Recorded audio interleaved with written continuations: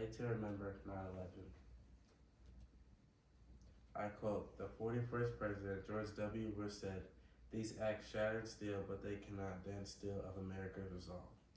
Hello, I'm Michael Aiken, and I'll be talking to you about 9/11 from my informative speech.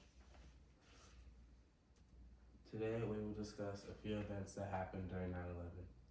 By the end of this presentation, I will discuss the history of the Twin Towers, the details of September 11th, the aftermath of this day, and finally, the closing remarks.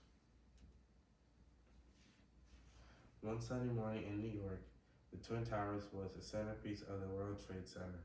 It was built in 1973, and the building's purpose was to provide office space for 403 companies and 35,000 people.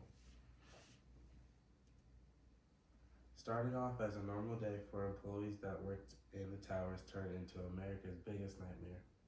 4 Islamic hijackers took planes from the American Airlines and began their attack. The first building that was hit was the Pentagon. It was home to the U.S. Department of Defense headquarters. The building is separated into rings. The plane hit the ring at 9:31 a.m. and took 189 lives. Shortly after the plane strikes the World Trade Center South Tower near the 80th floor at 9:59 a.m.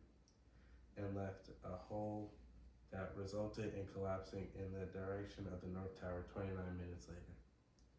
This leaves clouds of smoke and debris around the surrounding areas.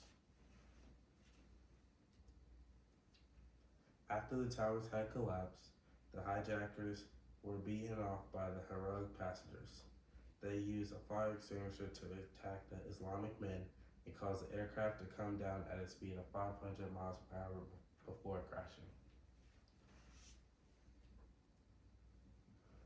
After the attack, a few important things happened. The attack triggered major U.S. initiatives to combat terrorism, one being the U.S. Patriot Act. It became a law in just 45 days after the attack. The purpose of this act was